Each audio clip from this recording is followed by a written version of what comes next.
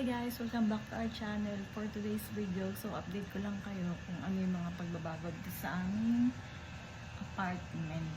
So guys, hindi pa kami pala nakabili ng table tsaka ng chair. So ang nabili pa lang namin is mga gamit sa kitchen. So ayun, yung isang dream ko bilang isang misis, may bahay, diba? Is makadalaw ng maayos sa kitchen na ipanluto yung partner ko ng gusto niya. Pero ano naman kasi siya hindi siya ma-arte sa mga food.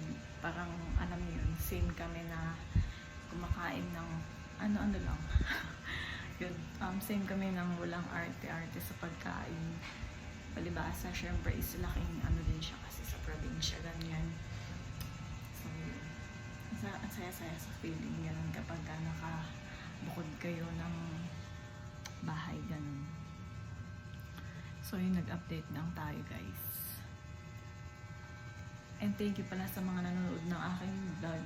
So, hindi ko ina-expect na dumadami yung video.